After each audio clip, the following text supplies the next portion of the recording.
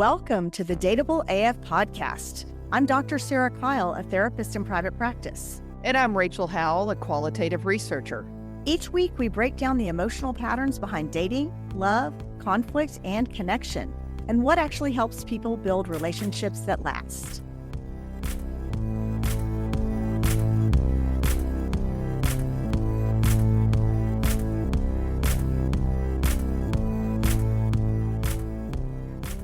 Hello, everyone, and welcome to Season 3, Episode 7 of the Dateable AF podcast. Today, we are talking about it's easier if I just do it, why you're always the one who adjusts. I think in so many couples, people are like, I don't even bother bringing this up. I'm just going to handle it myself. And this is the pattern of emotional labor.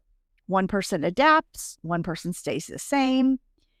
And this isn't really about somebody being too sensitive, but it is about the imbalance that slowly starts to wear people down, the imbalance of who takes on the emotional labor in a relationship. The first, I would like to say this as a disclaimer to all those listeners out there that don't know me. Before we dive deep into this interesting topic, I do not have a lisp. And when I listen to my recordings, for some reason, Rachel sounds like she has a lisp, but I can verify she does not, in fact, have a lisp in real life. Not that there's anything wrong with a lisp. But I'm not trying to cast aspersions on people who have a speech impediment, but I don't, and I don't know why it keeps coming across that way. So anyway, I just need to, because all the people that know me know that about me. And those of you that are faithful listeners that don't know me that well probably think, oh, how sweet is that? Look at her with that sweet little lisp. Little lisp. But no, she does not. I can vouch for her in this case. So back to the emotional labor. Yes, back to emotional labor. There are roles in this, right? I mean, I think we all have roles that we play in our relationships. And this one is a little bit, it's interesting to me, but it's also hard to tease out a little bit, I think, because I don't lean towards being the one that is the adapter. I know this about you. Just like I don't have a list, she knows this about me. And so finding balance in that where I'm not over functioning so that someone can under function is tricky, because sometimes I just don't care and it's okay with me. Yeah, that's true. Yeah, I wouldn't describe you as inflexible, but I do have tendencies to be the adapter, which isn't, I mean, it's great in some situations, but I am a pretty flexible person. And so I think that I often will just adjust or kind of anticipate what's needed, or I'm the one who smooths things over. And I'm not talking about in my romantic relationship. I'm talking about in general with friends, with family, that I'm the one who can kind of change the tone of a situation, and I have to watch that. Yeah, it is a thing. And I know that about you too. And I do think that what happens, at least for me, is that I really try not to get tangled up in taking a stand around something that I don't care about. If I don't have a dog in the hunt, then I will just do the thing. Yeah. What I have learned, and as I was doing research on this and digging a little deeper into this topic, is I didn't fully appreciate this kind of tedious balance of the person on the other side, the non-adapter, not fully knowing when it is you're going to stop liking adapting. When all of a sudden they bump up against you going, what? I'm sick of this. I don't want to be the one to do this all the time. Yep. Yeah. And I think that the flexible person often kind of gets the raw end of the deal, and it's fine sometimes and until it's not. And then like you said, if people around you are used to you being the flexible one, then they're a little taken aback when you say, oh, nope, not being flexible this time. So it can create some ripples. It certainly can.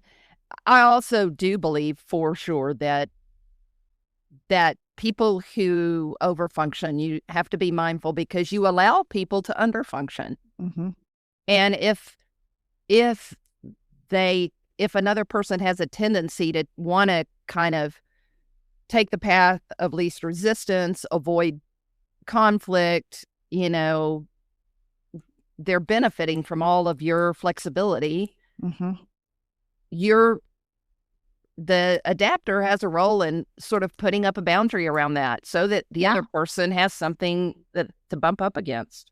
Yep, it's true. And I think that it's a self-perpetuating cycle, that the more one person overfunctions, the more the other person underfunctions. And I see this a lot. And I think that this sort of goes down two paths. One is this one we're talking about with flexibility. But the other thing is this concept that I brought up a few minutes ago of emotional labor, and I think we've probably talked about this on the pod before, but couples today often think that they divide things pretty equally. So they'll say, oh, like I cook dinner and you clean the dishes. Yeah, that seems pretty equal. Somebody planned that meal. Somebody thought of what we were going to have. Somebody went to the grocery and bought the food. So we don't really give credit for all of those things. Or it's like, well, we both go with our kid to their annual checkup. Who found that pediatrician? Who knew that February was the month that our kid needed their checkup?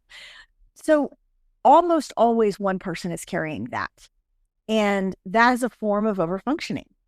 And I think it's, like our title says, it's easier if I just do it rather than hope and pray that you're going to get on the bandwagon or hope and pray that you're going to step up. It's like, well, I don't want my kid to miss their doctor's appointment, so I'm just going to do it. I'm going to take this back around to dating, and we did talk about this in some of our other seasons. Mm-hmm. But it is a good topic because if you are dating out there, something to pay attention to is if you are the one that is setting the date, picking the place, cooking the meal, coming up with the ideas, you need to pay attention to that because if the other person, they don't have ideas or they actually just lean into it because they don't go out to eat that much. I mean, I have had this happen to me a bit, and I can appreciate one or two times with someone saying to me, hey, you're into food more than I am, and I don't go out to eat that much, so maybe you pick the place. I'm like, okay, mm-hmm. That's great. But after about the second time, I need you to get your ass on the line and start exploring some options. Give it a Google. Give it a Google or ask your friends. Yes. Because otherwise you're going to be the person who's always responsible for that because you've set a precedent for it. And I think it's so subtle, the way we set these precedents, that we don't even think about it.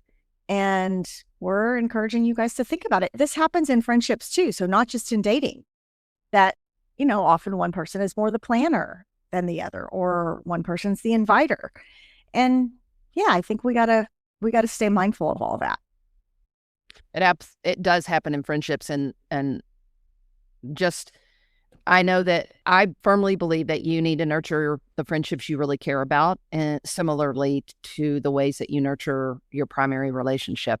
You need to pay attention and make sure that you reach out and stay connected, and then try to also do some things together that are fun and unique, and just to keep that active and alive.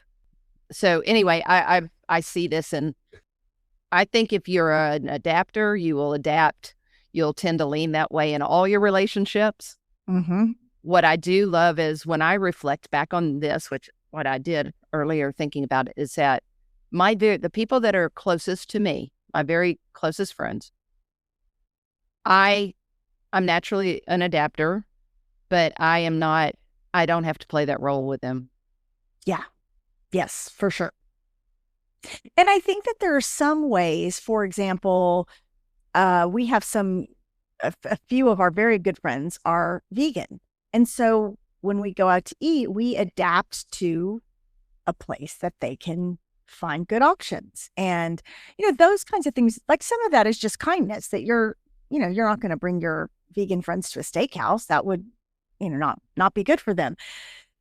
And like, this is a pattern that Joe and I get into, and we laugh about it sometimes, that Joe's a very finicky eater. And so she's often the one who dictates where we go out to eat, because there are lots of things she doesn't like. And every once in a while, I will be like, we're going to Indian food or whatever, things like that. Or she likes to sit, because of her background of work, which I won't dive too far into, but she likes to sit facing the door. Like, she wants to see what's going on and who's coming into a restaurant. Well, everyone likes to sit facing the door. No one likes to sit with their back to the rest of the room. But I adapt to that. And, 95% of the time, I take the less preferable seat. And then every once in a while, I'll be like, no, dude, today I'm going to sit facing the door. And she's always taken aback by it. But once in a while, like, okay, I've hit the wall where I don't want to be flexible about that today. Yes. And if you are paying attention to your person or your friend or whomever, I do think if they don't pick at everything, like generally, if they don't care, they'll just go along to go along. But when they do step up and say it, you need to listen, because yes, they mean it. The one time I don't want to be flexible, then yeah, let me have it. I want my way, damn it. I want some Indian food. Yes. Let's talk a little bit about how these patterns get started, of you either being the flexible person, the adapter, or being the non-adapter. Where do you think that comes from? Oh, I'm sure that your childhood probably begins in your family of origin, the way that what you were around. I saw this piece when I was doing some research. They call it the weak link partner. I don't know if you've ever heard of that term. I have not. There's some strong research about how far back the origins of that go. And they did the studies on like 2-year-olds, then 5-year-olds. And then along the way, the term is a little, it's relevant to what we're talking about. But in the context of the study, they were talking about it as the person who's less likely to really commit to things. Interesting. The adapter is less likely to commit? The weak link partner is... And that's the person who adapts more? No, it's the person who adapts less. Oh. The weak link partner. And they're scareder to commit. So anyway, it was, and it really related to being treated poorly as in their early childhood, and their unwillingness to expose themselves to potentially being treated poorly. Interesting. So they're being self-protective, and they're not going to be flexible, because that flexibility could leave them vulnerable in some way. Yes. That's very interesting. I would have almost thought it was the opposite, that if you had a difficult childhood, you were probably always looking around and trying to adapt to keep things copacetic. But maybe those aren't mutually exclusive. They're not. It's funny you mentioned that, because one of the other things I was reading was that it can go both ways. From your childhood, your family roles, the origin of attachment styles and all those things that come into play. In the research, they did a study where they had these two groups, and some of them went one way to being less adaptive, and others went to being more adaptive with similar childhood trauma. Interesting. Yeah, that makes sense. That, I guess, different personality types would go either way. So you brought up attachment styles. I think that's an interesting one too, because I think if you're securely attached, you can be more flexible. But if you're avoidantly attached, you're probably less likely to flex, would be my guess. Because you don't want someone to need too much from you. And so you're like, whoa, I'm not gonna give here, because I don't want you to start to depend on me in some way. So I bet those things are related somehow.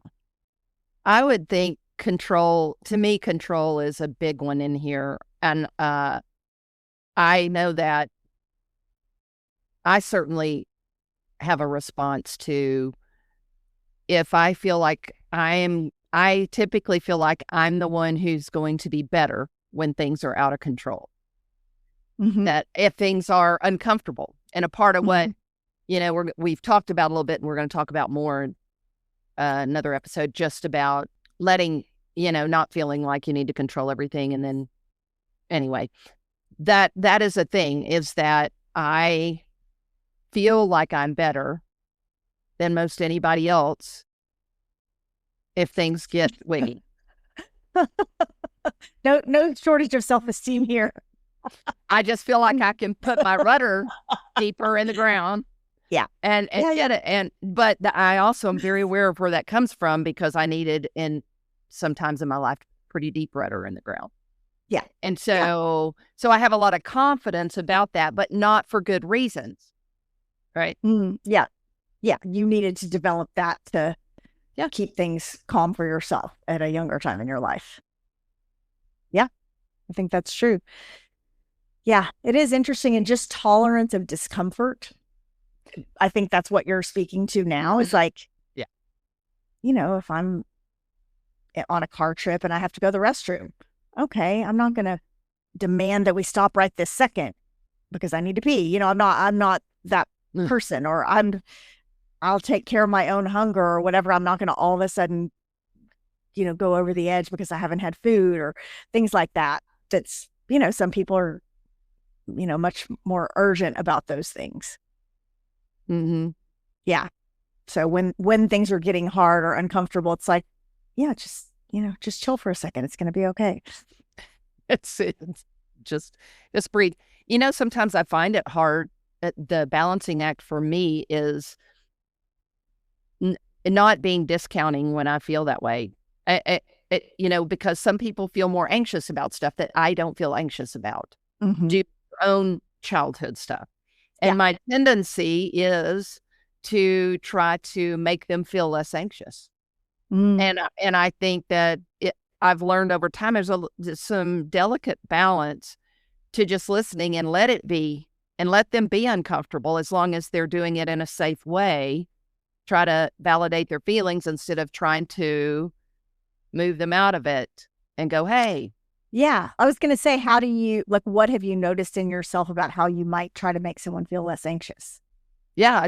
I want to create a scenario where they might see that their anxiety is not necessary, but that's not always very helpful.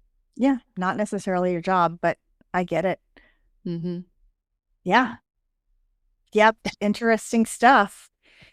So I think the bottom line to all of this is that people learn to adapt because that's probably how they kept themselves safe at a younger time. And I guess to your point with the research, that there also might be people who dig their heels in and don't adapt because that's what they needed to do to keep themselves safe. So depending on which coping style you developed, it could be either thing. All of this goes to understanding yourself. Yeah. I think it's so important that you explore these things in yourself so that you do have the ability to share with the person you're trying to connect with, whether it's a friend or family member or your partner. It's not that you can fix all these things, but the deeper you understand them, the better you are at helping understand how they can fit in a relationship in a healthy way. Yes, for sure. If you're the person who's the adapter, I think there can be some hidden costs that come along with that you need to be aware of. Some of the emotional tolls, I think you can get really tired. If you're the person doing all the emotional labor, in my example, like you're the one planning the meals, going to the grocery, making sure things are in the house to cook, or you're the one who always signs your kids up for sports, or whatever the things are, you can get really tired. The fatigue can set in, and then I think that can lead to resentment of your partner. Oh, yes. the quiet loneliness is a big deal. I think if you don't feel like somebody recognizes the emotional labor that you're doing. Yes. Ah. Yeah, it can get really lonely because on the surface, it can look like you have a pretty equal partnership, but underneath, there's almost always someone that's doing way more work. And that can, like you said, get very lonely. I think sometimes the person who adapts or does the bulk of the emotional labor ends up kind of shrinking and losing their voice. And they're kind of always reshaping themselves. And I think when you're always reshaping yourself, you don't feel fully chosen by your partner because you're just trying to adapt to what the situation calls for or adapt to what your partner needs or what your friends need. And yeah, I think it can lead to, like you said, feeling lonely and feeling like you're not really being chosen. Being chosen, is that sort of similar to not being seen? Yeah, what we talked about, I guess, last week or a couple weeks ago. Mm-hmm. Yep. What happens to the person that doesn't change? Yeah. I mean, why don't they change? That's such a good question. And I think it's kind of easy to villainize that person, the less flexible person. And we want to be careful not to do that because most often I think it's rooted in fear that they're afraid of being uncomfortable. Like, what if I have to do something I don't want to do or sit with a discomfort that maybe I'm not that good at sitting with? So here's the thing. The person who is the adapter oftentimes also maybe is the one who's driving what they want done. Yeah. And I think if you don't always want to be the one, let's just use a simple thing, loading the dishwasher. Mm-hmm. You want the other person and they just typically don't. You find yourself being the one to always do it or unload it. Mm-hmm. Well, if you cannot criticize the other person if they don't do it the way that you like it, if they finally get their ass up off the couch and do it, then don't be critical. Oh, that is such a good one because this dynamic is what keeps people in this cycle. Is that, and it goes back to the title of our episode, it's easier if I just do it myself because, of course, there's one right way to load the dishwasher and all the other ways are wrong. And so if your partner comes in and loads it, but it's not quote unquote right, then you're going to criticize them, which puts you back in the position of being the one to do it. And it allows them to underfunction. And so sometimes you just got to let it go. And, the question that you initially asked was, why doesn't the other person change? Well, I think part of why they don't change is because it's too much of a hassle. Like, yeah, I could load the dishwasher, but all you're going to do is complain and reload it. So why bother? One of the other things that I was reading that I thought was interesting about this is there's a power differential that can come into play in this. That oftentimes what we're calling the adapter sort of begins to think that they are superior to the other person, the non-adapter. Yes. And in all these small ways, they see themselves as a higher functioning individual. And to me, that's pretty scary because, yes, you may be functioning maybe you are a higher functioning person. You need to explore that. Or maybe you're higher functioning at loading the dishwasher.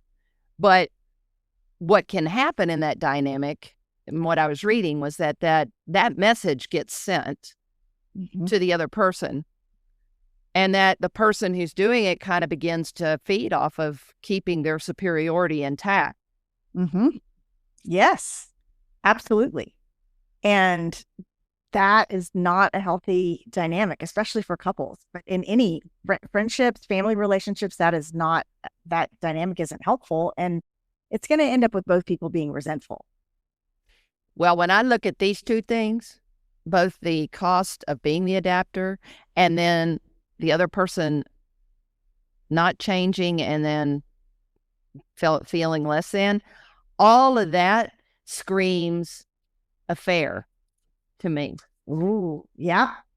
I think that could definitely, people could seek comfort in someone who's not their partner on either side. Oh, yes. So, yeah. Okay, well, let's talk about kind of when that flexibility as the adapter, when does that actually turn into something more sinister, more like self-abandonment? Well, I mean, the warning signs would be the need to disappear or your boundaries erode, Yeah. you know? Yeah. I think when you start noticing that you're not holding boundaries anymore, you're not making your needs known, if you're avoiding conflict, like, oh, I'll just load the dishwasher because we're going to get in a fight about it if I ask the other person to do it, then I think what happens is that you start emotionally withdrawing. And that power imbalance really just keeps growing. And, we've talked about this on some earlier episodes about shame and kind of self abandonment. But if you're being so flexible that you're not speaking up, you're going to end up getting resentful. You are. And I think a good thing to pay attention to is also if you are finding yourself sinking into other people, either good friends or potentially, because you're constantly thinking, wow, I don't get this from my partner. This feels really good over here. I don't get that. You need to pay attention to that shit because if you're feeling like you're only being seen, you're only being heard with someone else, then you need to pay attention. Yeah. Yep. How can folks start to shift this pattern of one person overfunctioning and one person underfunctioning? I have a question about this because the easy answer would be the person who's overfunctioning needs to stop overfunctioning. Mm-hmm. And what I wonder about is, okay, if indeed like mundane things, but that means something like the house is cluttered, not picked up, you're not loading the dishwasher, there are dishes in the sink, you don't pick your shit up. I'm not going to be happy if that continues to happen. So if I overfunction by doing it and I don't do it and they still don't do it, what the hell do you do? That is so tough. And I see this happen a lot with couples. The person who's underfunctioning is not likely to change this dynamic because they got it good. Seriously. I mean, they're sitting on the couch while the other person's running around like a Tasmanian devil, doing all the chores and picking up the kids and making the money and like doing all the things. And why would the underfunctioner want to change that? I mean, self-esteem wise, I think at the end of the day, they're going to feel better about themselves if they're not underfunctioning. But I think in this case, unfortunately, it is on the overfunctioner to overfunction again and change this dynamic. But it's not just like, I'm going to sit here and cross my arms and not do any chores. It's a negotiation that you say, hey, would you be willing to find out when our kid's physical is due and schedule the appointment? Something like that. Or, hey, it's time to sign the kid up for soccer.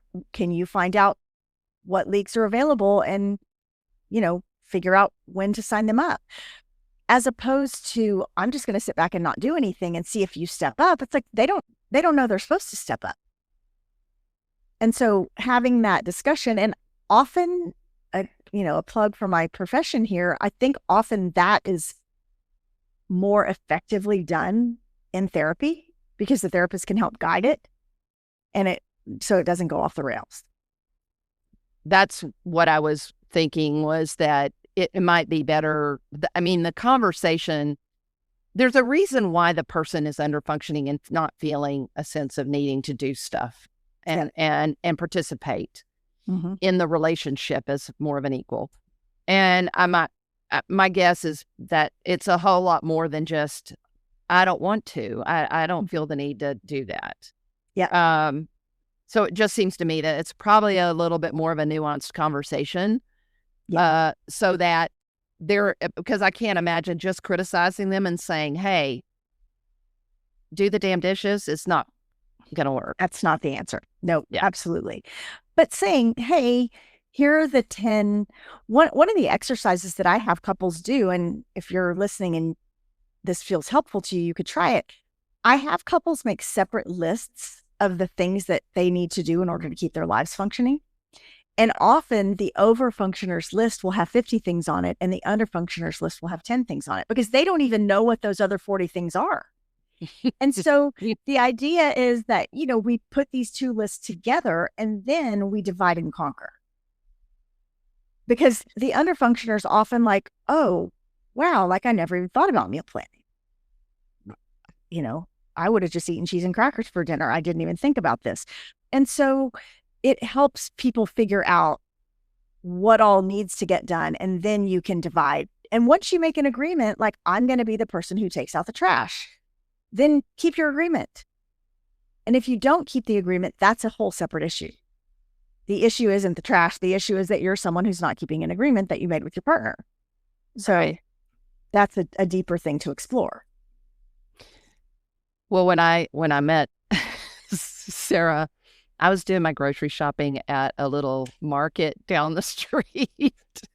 I feel that we have talked about this before, that you always wonder who buys those, real faded boxes of Cocoa Puffs at the 7-Eleven. Now I know who does it. It was Rachel. But it was innocent on my part. I think you still buy your peanut butter at the Walgreens, if I remember correctly. I do, because I need the Jif. But, and I'm going to admit that I am so glad and grateful that we are not presenting a list of the things that we are doing related to this podcast, because I am woefully underfunctioning as my partner over there is overfunctioning. I don't even know all the things that she has. She talks to me about it every now and then as if I'm going to understand it. And I hear her mouth is moving and she's saying words that have to do with the technology, but I'm sorry. And I just want to say that if I'm a tech whiz in any given situation, you know that we're all in a lot of trouble. Technology is not my strong suit, but I have figured out the right buttons to push to get us recorded. So I don't know that that's over functioning, but yeah, it's okay. I'm doing the best I can. Oh, goodness. Well, let's talk about what we want folks to take away from today's episode. Well, being flexible is not the same as being invisible. And I think we really do want to bring that home. Is, guys, we're not trying to say don't be flexible. Do not argue about something that does not matter to you. Right.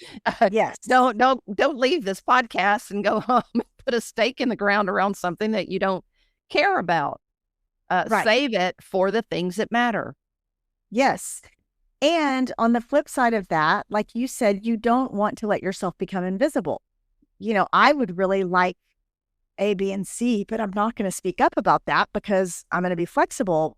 You're going to get really resentful if you allow yourself to become invisible. So finding that balance between speaking up about your needs and not making a big stand about something that's unimportant to you. And doing that doesn't mean that you're demanding too much.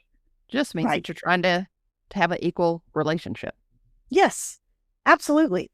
And putting yourself in the other person's shoes, would you get mad if that person took a stand about something? Probably not. And so assume that they're not going to get mad that you're taking a stand, and don't second guess yourself that you might be demanding too much.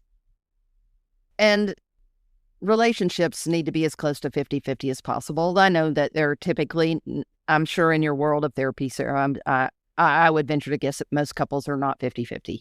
But getting closer to that, I think Brene Brown said that something about that one time. It's like, no, they're really like, most of them are, 60-40 at best or something. But yeah. But the idea for balance is that one person's not always the 60 and one person's not always the 40. That this week, what I have to give is 40% and you've got 60. And then in a few weeks, I'm going to come back and now I've got 60 to give. So there has to be reciprocity. So yes, it shouldn't just be one person carrying the relationship. And if it is, it's probably not going to be sustainable.